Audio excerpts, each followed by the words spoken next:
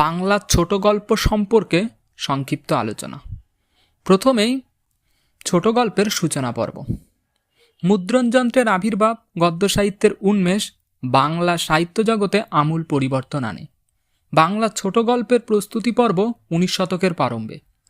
উপকথা, নীতিকথামূলক গল্প বহু প্রাচীন থেকে প্রচলিত ছিল। ঈশপের গল্প, পঞ্চতন্ত্র, হিতোপদেশে গল্পের আভাস মেলে। ঈশ্বরচন্দ্র বিদ্যাসাগরের লেখা বর্ণপরিচয় দ্বিতীয় ভাগে ভুবনের গল্পের মধ্যে ছোট গল্পের পূর্বাভাস পাওয়া যায়।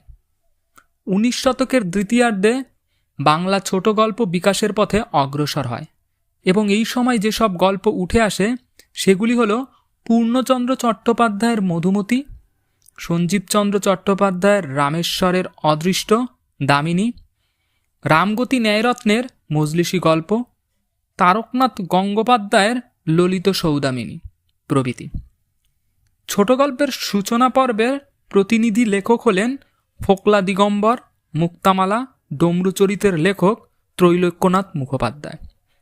এরপর উল্লেখ করা যায় স্বর্ণকুমারী দেবীর গল্পের কথা। তার গল্পগুলি সাহিত্যরস সমৃদ্ধ হলেও বৃত্তান্তমূলক। গল্প স্বল্প, নবকাহিনী তার দুটি গল্পগ্রন্থ।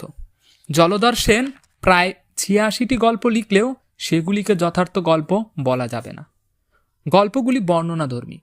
তার লেখা গল্প সংকলন হল নৈবেদ্য, আমার বর ও অন্যান্য গল্প, আশীর্বাদ, এক পেয়ালা চা।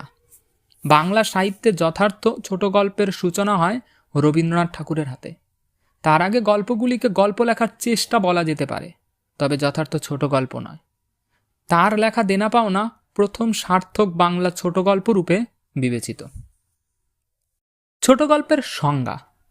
ছোট গল্প লেখকের মানুষ প্রতীতিজাত একটি সংহত গদ্য কাহিনী, যার একতম বক্তব্য কোনো ঘটনা, চরিত্র, পরিবেশ অবলম্বন করে ঐক্য সংকটের মধ্য দিয়ে সমগ্রতা লাভ করে। ছোট গল্পের বৈশিষ্ট্যসমূহ। প্রথমত, ছোট গল্প তাকেই বলা যায় যা একেবারে বসে পড়ে শেষ করে ফেলা যাবে, অর্থাৎ এর আয়তন হবে ছোট। দ্বিতীয়ত, ছোট গল্প আবর্তিত হয় একটিমাত্র ভাবকে কেন্দ্র করে। তৃতীয়ত, ছোট গল্প পূর্ণাঙ্গ জীবনকে তুলে ধরে না, তুলে ধরে জীবনের খণ্ডাংশকে। এই জন্যে ছোট গল্পে কোনো শাখা কাহিনী বা উপকাহিনী স্থান পায় না। চতুর্থত, ছোট গল্পের চরিত্র সংখ্যা একদম প্রয়োজন মতো হয়ে থাকে।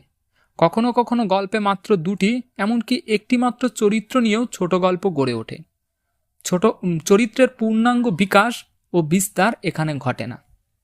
পঞ্চমত, ছোট গল্প ঋজু টানটান তীব্র গতিবেগ সম্পন্ন, যেন জ্যামুক্ত তীরের শুরু থেকে শেষ অবধি ছুটে চলে।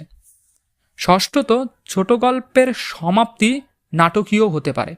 রবীন্দ্রনাথ বলেছেন, সাঙ্গ করি মনে হবে শেষ হয়েও হইল না শেষ। সপ্তমত, ছোট গল্পের ভাষা ইঙ্গিতময়। প্রতীক সংকেতের মাধ্যমে গভীর ব্যঞ্জনার প্রকাশ ঘটে।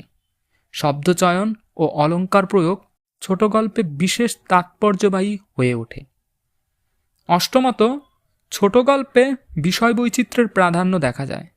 যে কোনো বিষয় নিয়েই ছোট গল্প গড়ে উঠতে পারে।